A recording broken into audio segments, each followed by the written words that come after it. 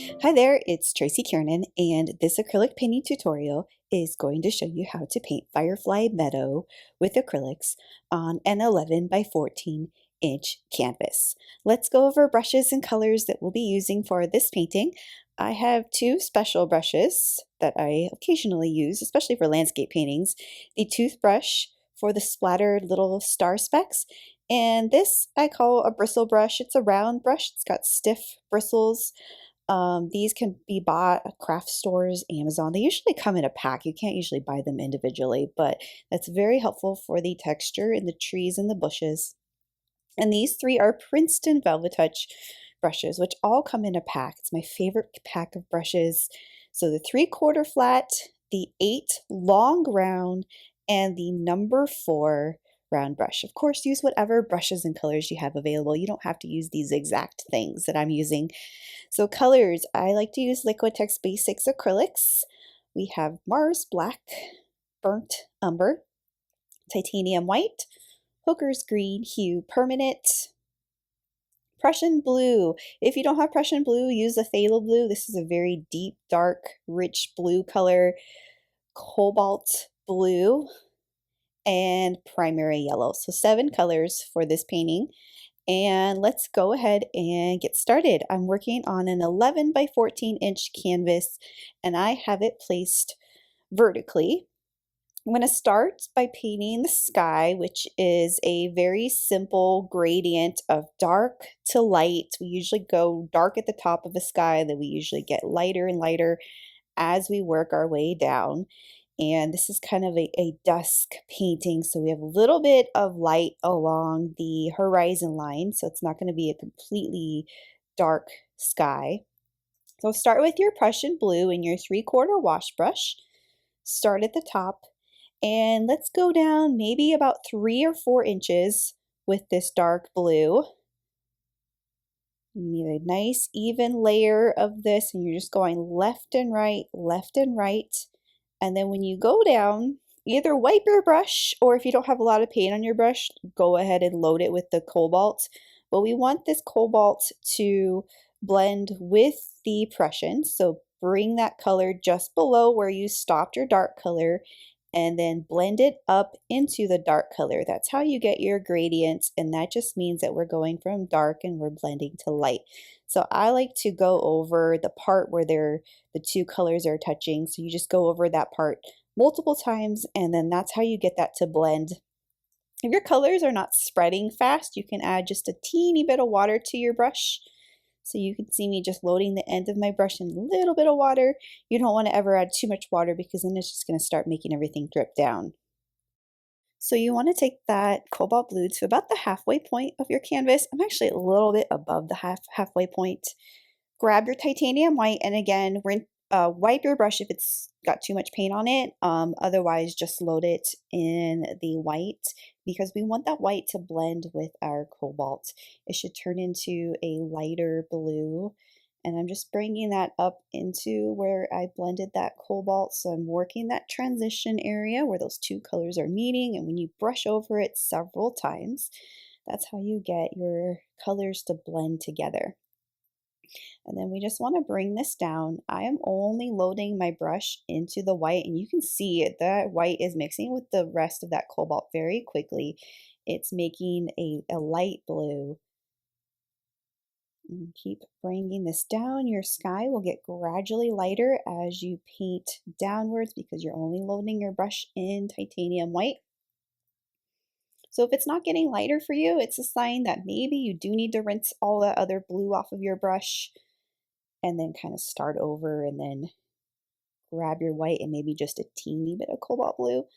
I'm bringing this up. We have a few streaks in there. I like to do that. I like to bring my lighter color up into the sky and lightly blend everything else, which results in a few kind of lighter streaks higher up, and that's okay. We don't need a perfect gradient. It's a night sky. We can have streaks of lighter color and darker color in there. I'm going to bring this down. If you want to, you can take this all the way to the bottom edge of the canvas, but I'm going to leave probably about 2 to 3 inches of space on the bottom. A lot of our hill is going to be covering up what I painted at the bottom, but that's okay. I don't want any leftover white canvas left. I'm going to rinse and grab my Prussian Blue. That's a very, very dark blue. And I'm just going to add this at the very top again, kind of a second layer, and just kind of gently blend this down. I don't want to lose that lighter color streak that's higher up. I like how pretty that looks. Just blend it a little bit, mostly because I want to use up the rest of my Prussian, but also when I painted this first layer, there was a little bit too much water on my brush initially, so it kind of made it more thinned down. So there is the first step of my sky, a very simple gradient blend sky, dark to light, super easy to do in landscape paintings when you want to create this kind of dusk effect, night painting. Because it's a night painting, we have a full moon. I'm going to do something different than what I've done in the past of moon paintings. I'm going to use my finger here to create the glow. This is happening before my dark area up here is dry. So I just dipped my finger in the white paint and I'm just kind of smearing outwards to make a small circle.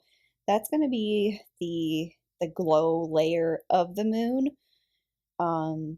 When this dries, then we can go back and kind of add more detail to the moon. Next, we are going to do splatters, stars, and if you've never done this before, I recommend practicing somewhere else first, because if you don't get the right consistency, so I like to water down the white just slightly. Liquitex tends to be kind of thick paint, so if you're using craft paint or a different brand, it might be the right consistency and you don't need to add water to it. But just test it out first and then flick your brush all over and you'll get little specks of stars all over your night sky. Go ahead and wait for this to dry before going on to this next step. And we are going to add the hills in our landscape, which our base color of that hill is Hooker's Green Hue. So go ahead and load that on your paint palette. I cleaned out my water cup just because it has all that dark blue in there. So I have some fresh water and I'm using a nice clean 3/4 inch flat wash brush. My entire sky is dry, so I'm going to paint part of the hill overlapping the sky, and it's not going to blend because my paint is dry. I'm going to do a little measurement here. So I actually want my hill to start at the halfway point. So it's a 14-inch high canvas. I just made a little mark at 7 inches. So that's kind of my starting point for this hill. And I'm drawing this by using the edge of the brush. So I just painted a hill that dipped down. And then we have a little hill behind that one.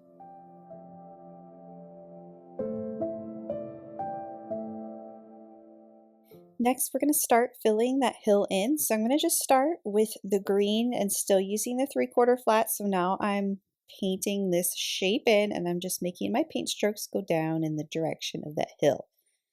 I'm going to start blending in some white here. So this hill back here is further away, so I'm going to make it lighter. I added a little bit of white to my brush and I'm doing green and white up here and I'm just going to paint down. So the bottom of this hill is going to be darker and the top is going to be lighter. That's going to give us perspective in these hills.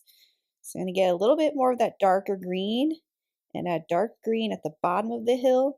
And we have light green at the top. And you just get your light green by blending your white. You get your dark green by adding just more of that Hooker's Green hue.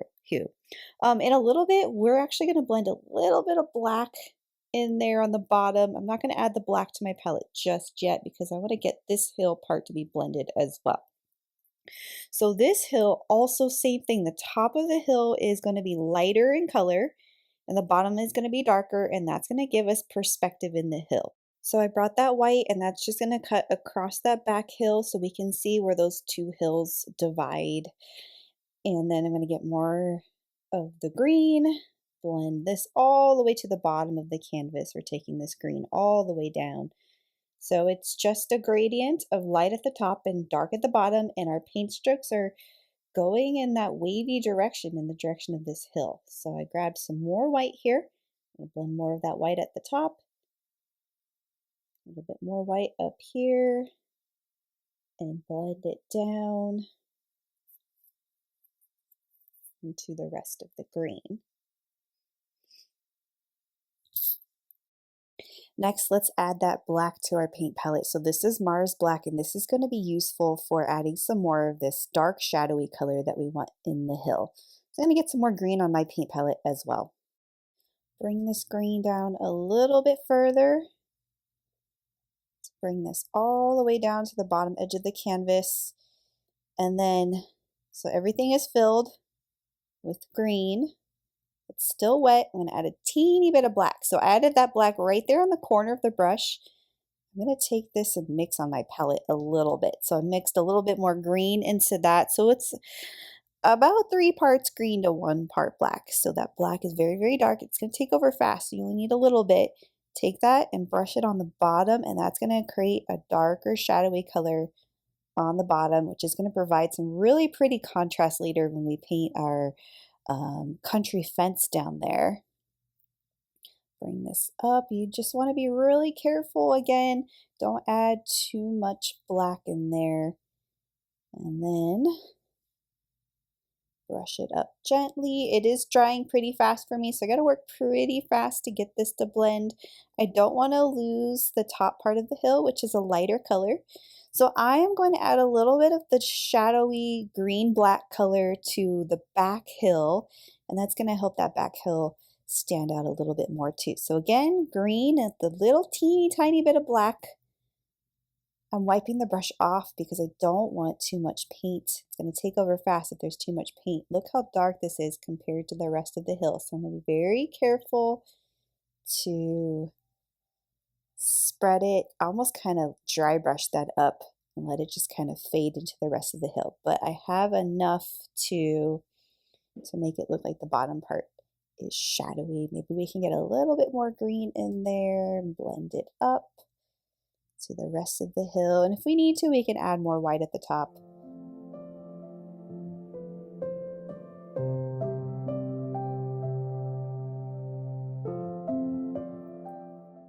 I'm rinsing my brush now because I want to touch up the lighter color at the top of the hill. So I'm going to get those dark colors off, dry the brush. This is white with a little bit of green.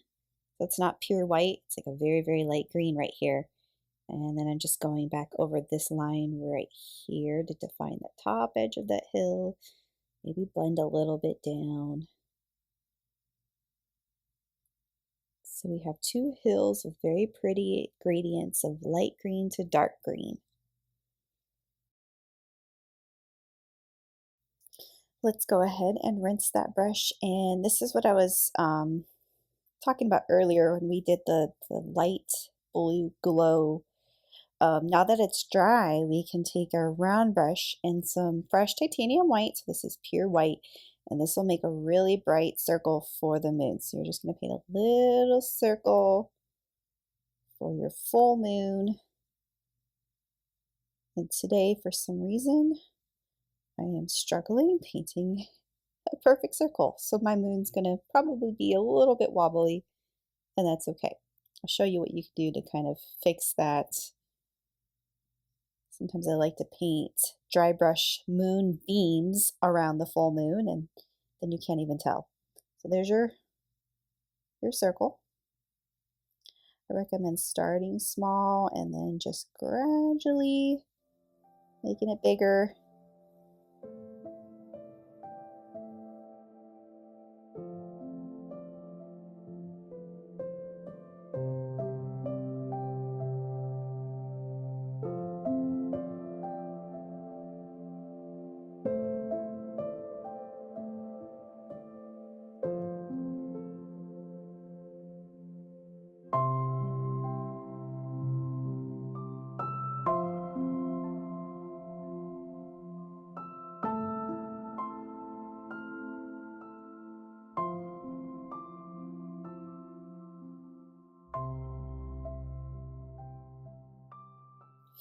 And then for the moonbeams, you want to just make sure that you don't have a lot of paint on your brush.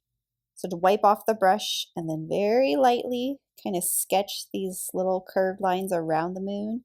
I left a little bit of a gap so it didn't kind of mess up the shape of the circle.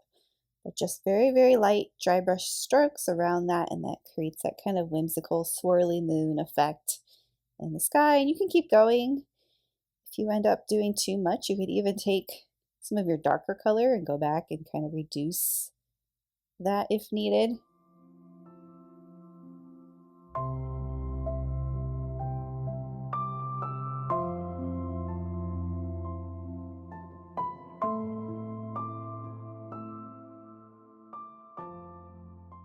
Next, I'm going to paint the country fence. So for this one, our first layer for the fence is going to be dark. So we're going to start with black, and then we're going to layer on our lighter colors after the black dries.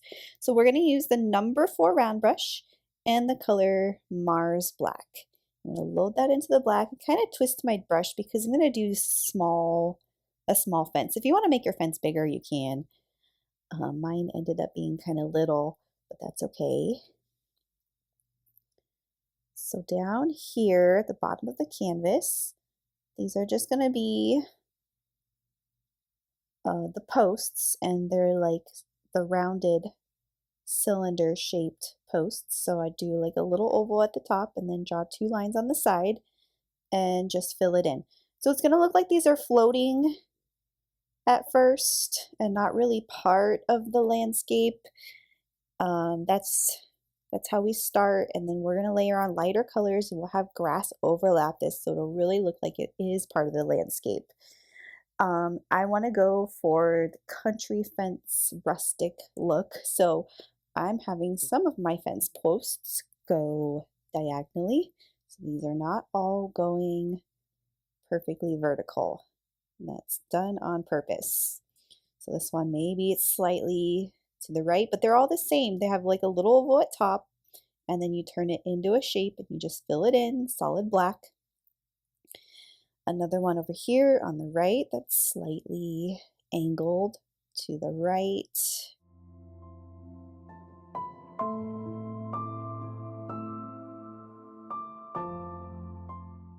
And then there is a big gap over here, and then one more post over here on the right. So if you want to change this to add more posts or less or make them bigger, you can do that if you want. So then I want to do the wire that's going across the posts. So I'm going to load my brush in titanium white. I still have black on my brush, so this might look a little gray or like a white that kind of fades to black sometimes, or you can completely rinse your brush and just do it white. But I'm basically using the end of my paintbrush and I'm just doing lines to make it look like the wires of the fence, and they're just going, they can overlap the posts or go behind the posts. I made mine, some of them were overlapping, some of them weren't. So those, and then there's a gap in between the post that's on the far right. So then I'm going to load my paint palette with brown. This is burnt umber, and I'm going to start layering on some lighter colors on my post to give it some texture, make it look a little more realistic. So I'm going to take my brown and just kind of go back over these and just kind of repaint them with a layer of brown, but not covering all of that black. I want to make the top of my post lighter as if the moon is reflecting at the top. So I'm going to take white and then paint that oval and then drag some of that lighter color in this downward direction where the light would be hitting on the right side of the post. So same thing right here, light color at the top, drag it down. Bottom of the post is dark and shadowy. So I'm double loading my brush in white and brown. Paint the oval, drag little vertical strokes down on the right side of the post. We'll make this one lighter. Drag that down. So that gives you a little bit of texture on the post and highlights them. And do it to this one, lighter color at the top. And then let's have the light be over here on the left side. Drag that down to create the texture and highlight on the wood post.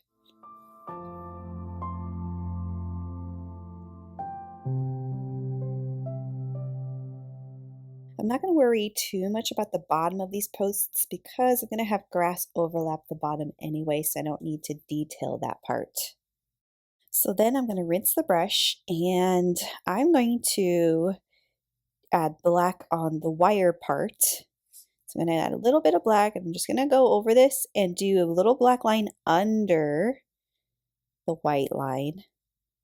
So that's going to give my wire, and actually it's not going directly under, it's just a very loose broken line that just kind of goes right next to the white, and it gives you that color variation with the black and the white. It makes it look like that wire is kind of shiny. We're going to work on the trees next, and so I'm going to rinse my 4 rounds, set that to the side, and grab my number 8 long round brush. This brush is very helpful for painting tree branches because I can change the thickness of the line easily because of the way the brush is. It's thick but with a very thin point to it. On my palette, I'm mixing brown with black. So this is getting to be kind of a darker brown color by mixing a little bit of black in that on my palette. I'm going to start with the tree that's on the far left, and this tree starts at the top of this hill. So I'm going to use the end of the bristles to just sketch the bottom of the tree trunk so it kind of flutes out a little bit on the bottom, so it gets white at the bottom. And then our tree gets thin. So to do thin, I'm using just the end bristle, the thinner part of the bristle, and then doing my first branch and then releasing the pressure of the brush to get that to go thin. You could also start at the end of the branch. So I'm going to start at the end here and then press down and then make that go thicker. So starting at the end sometimes is easier. I do both. Sometimes I'll start at the beginning, sometimes I'll start at the end. I make my trunk a little bit wider. So there's my trunk. This isn't going to be a very branchy tree. It's going to be kind of more of a vertical style tree, and the branches aren't going to be going horizontal. Unless you want to change that, you can do a few horizontal branches. Like maybe there's one going this way, but then it's going more vertically upwards. So there's my first tree, and then we can do a second tree right next to it using the same technique, but I'm going to make this one a little bit shorter. So start at the bottom, do your little trunk, and then it goes up, and then you do your first branch. Start at the end of the branch and brush down. When you brush down, you're adding more pressure to the brush to make your branch go a little bit thicker. Your paint stroke gets thicker if you press hard. And then if you use just the tip of the brush, your paint stroke is very thin. And the base of these trees, they look like they're floating right now, but we can add shrubbery on the bottom of that to kind of disguise those later. So I'm going to do one more tree over here, and this one's going to be on the hill on the right. Same technique. It's just going to be a little bit smaller and shorter than the other trees. And I'm only doing 3 trees for this. There's going to be some bushes on the ground, but I want to leave the middle part of my painting blank just because of all the fireflies that are going to be in the center of the painting. So I'm going to leave that open for the fireflies.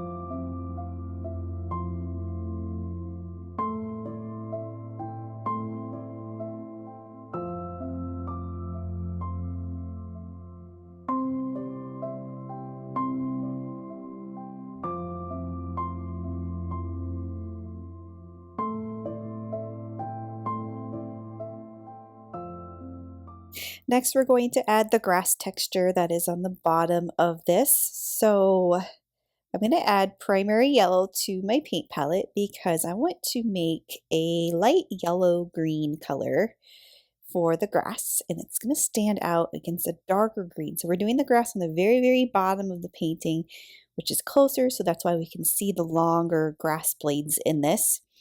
on the bottom. So I'm going to take my green and yellow, about equal parts green and yellow, mix that together. Mix a little white in there too. Mix it up and you're going to get a pretty light yellow-green color. Twist the brush. This is the number 8 long round brush, by the way. I'm going to use the end of the bristles. I'm going to add a little water in there too, actually. It's easier to do this when it's slightly looser paint and not thick. So I'm going to use the end of the bristles, and I'm just going to sketch little grass blades.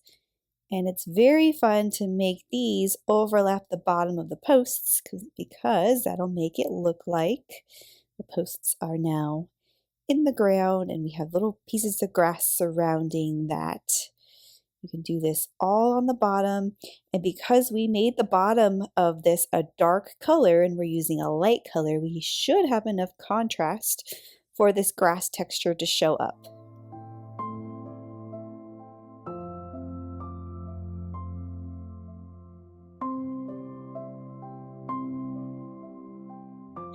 I'm going to do this kind of all throughout the bottom area, a little bit behind some of the posts. Your grass blades can be longer, lower in the canvas, like on the ground over here. They can be longer, and that creates a little bit of distance with your grass. You can add a little bit of white to it to kind of lighten some of the paint strokes. So these ones are longer, and the ones in the back are a little bit shorter. And don't be afraid to overlap some of your fence posts. We can do a few little clusters of grass blades in the back. It would be very tedious to fill the entire hilly area with grass. But these ones back here, if you're going to do grass back here, these ones need to be shorter because they're further away. And so I'm just going to do maybe a few clusters in there. But again, because we're doing fireflies, we don't want to add too much in the way in the middle and keep it kind of simple.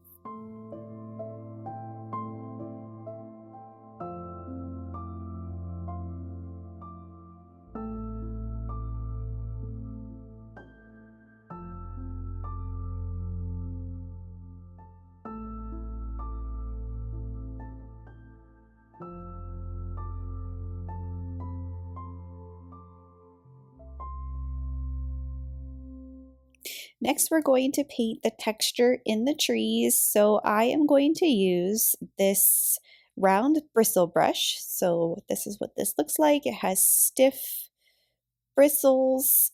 This came in a pack of a bunch of brushes that were kind of all round brushes, and they all have the stiff bristles. And sometimes they're called stencil brushes or used as stencil brushes. It's just the stiff texture that we really need in order to get the texture in these trees. So I'm going to start dark and kind of work my way up light. So I'm going to get the Hooker's Green Hue and add a little bit of black to it so it's a really dark green. Also, it's important to make sure your bristles are dry before doing this because this brush holds a lot of water. It can get very messy if the bristles were wet. So we don't want to, we want to do this dry. So I'm loading this in green, a little bit of black, and I'm going to start with the tree on the right. It doesn't really matter which tree you start with, but let's do this one. And so I'm just stamping the end of the brush to create the leaves on the tree. And this is overlapping branches, but we don't need it to be completely covered. We can have a lot of that sky still showing through. And we're going to do the same thing. Sometimes I like to pinch the brush, so if the bristles are kind of wide, you can pinch the bristles to kind of make them go a little bit more narrow. And you're just, this one, I grabbed a little bit of white. That was accident, but that I like how that looks. So with this dark green, there's just a little bit of white on there. I'm going to do this to this one too. That gives you some highlight after you do your dark layer. And that's not accident, I'm doing that on purpose. So again, to highlight, you load your brush in the green and the white, and you do little lighter colors, mostly on the It would be on the right side facing the moon. So let's maybe have some fun and add some yellow into that too. Just stamp a little bit of yellow. Maybe the branches are kind of going like in a curved direction.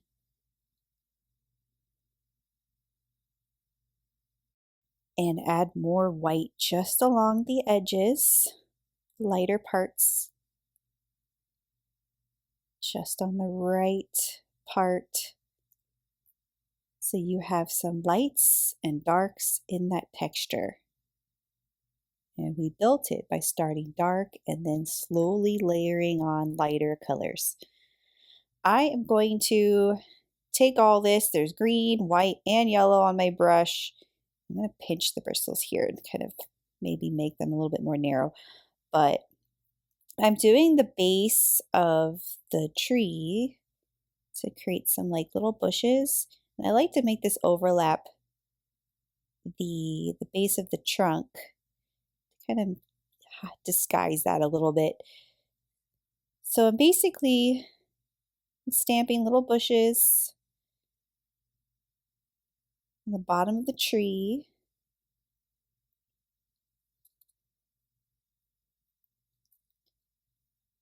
It's going up and overlapping part of the hill as well. I'm making this one intentionally a little bit darker, more shadowy.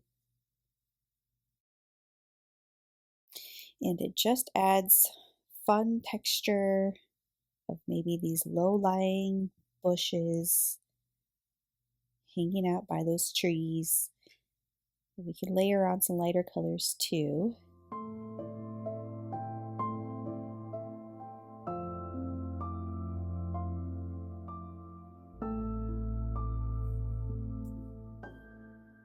I'll extend this a little bit to the left, but I don't want to cover all of that hill with this texture. I'm going to leave it alone and leave it at that. Next, I'm going to add another layer to the moon, an optional texture if you want to make your moon look a little bit more realistic.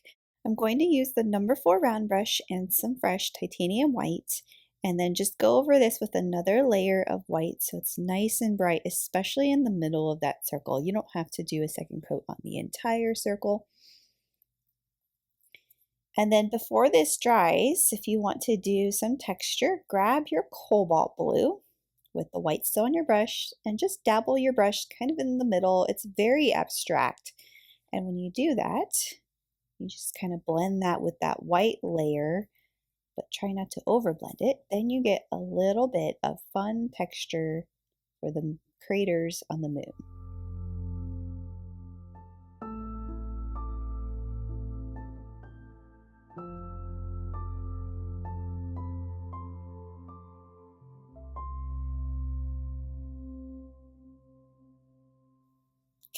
Next, I am going to paint the little owl that is sitting on the fence. This is an optional step if you're trying to simplify this tutorial or you're doing it as like a paint party and you want to skip the owl or even make it more of a cartoon owl, you can do that. I am going to go a little bit more realistic, but still kind of stylized with this owl. And he is tiny. So let's take the number 4 round brush and the brown. So this is burnt umber. And I'm just going to start with his shape. I'm not worried about all the other details yet. I'm just going to apply basic shapes down first. So an oval that's on top of the fence wire, a little oval that's going sideways for the owl's head.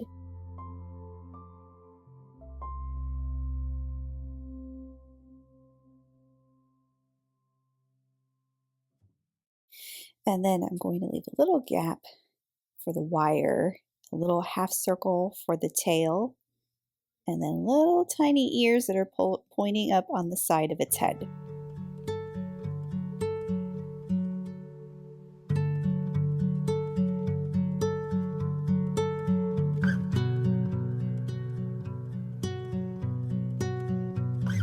Next, without rinsing the brush, I'm going to take my brush that has the brown on it and add just a teeny tiny bit of white just on the end of the brush. And then I'm going to do little texture strokes for the front, like the belly area of the owl, but leave the left and right side where the wings are, leave that dark.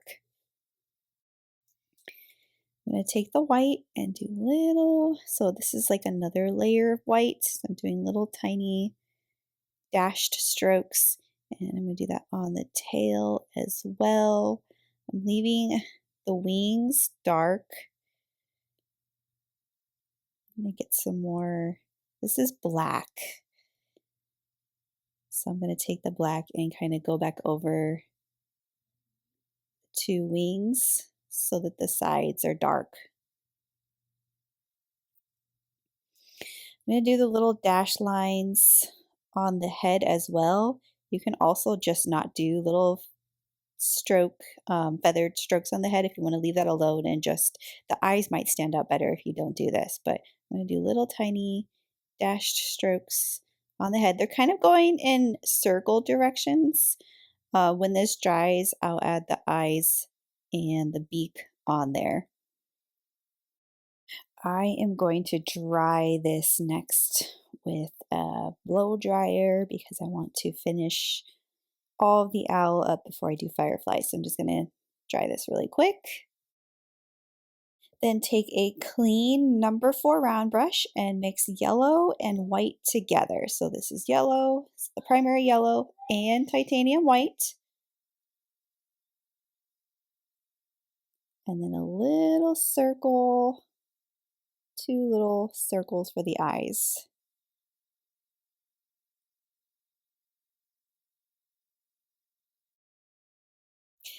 Then I'm going to do a little tiny triangle using the same yellow and white color in the number 4 round brush.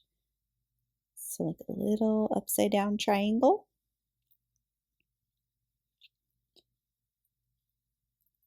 I'm going to take black and do a little black dot on the inside of both of those eyes.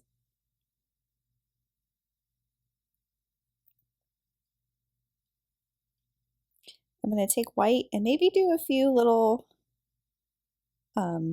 feather texture on the side wings, but if you like how that looks dark, we can keep it dark so it stands out better. I'm going to take some of my brown, kind of go around the eyes a little bit, give that a little bit more contrast to help it stand out, because we did light colored fur, not fur, feather texture, and then the eyes don't stand out as much. Doing a little bit more brown on the sides for the wings, just to make the wings a little bit darker. And then for the talons, I recommend you rinse the brush off and do yellow and white and do little tiny tick marks that are overlapping the wire. And that's it for our tiny owl. I'm going to do some optional highlighting on the tree trunks. If you don't want to do this, you don't have to. You can leave it simple. But I'm going to take brown and white. So I lightened that brown and I'm using the number 4 round brush. This is very similar to what we did with the fence posts earlier. So I'm just lightly brushing that brown and white color on the right side of the tree trunk. So this is going to give your trees a little bit of highlight, make them look more 3-dimensional and not just shadows.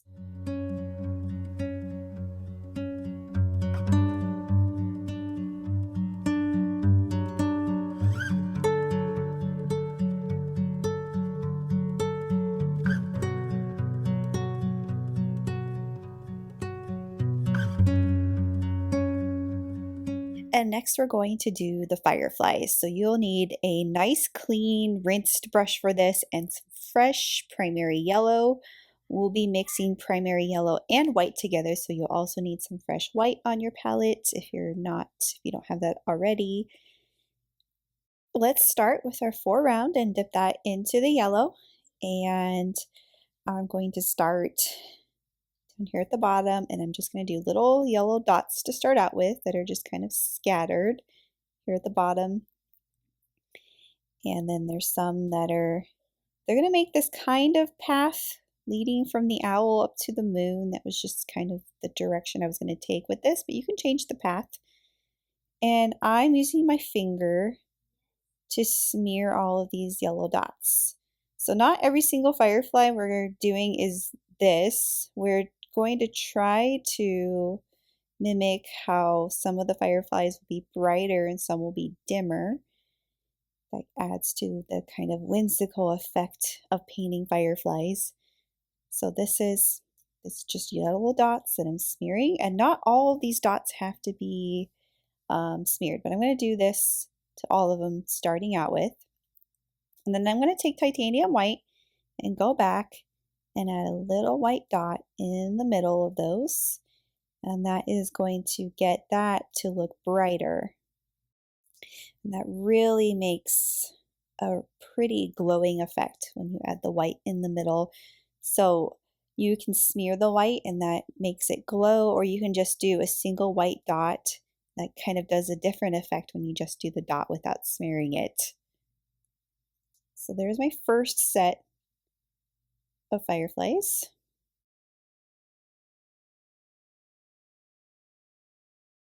And I'm going to repeat this, but this time I'm going to do some that I'm not going to smear. These are just going to be smaller, so they're white and yellow, and they're just little dots.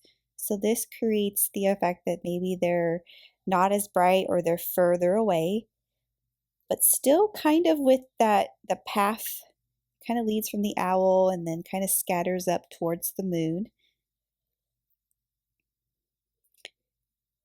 There can be some up here.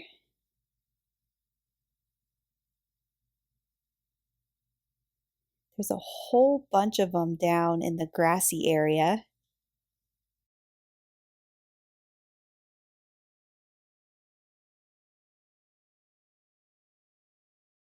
And then some of these I am going to smear, but I'm not going to do that to all of them because I like the variety. And then maybe another little dot in those to make them super bright. So you're basically just kind of doing this all throughout your landscape. You have some that are overlapping your trees. Some of them are just dots with yellow and white. Some of them are just white dots. Some could be just yellow dots. Some are smeared with a little bright white dot in the middle. Some are not. You're just doing this pretty much all throughout your landscape. And again, I love this little path. It really draws the eye up from the owl to the moon. It really adds that whimsical effect into the painting.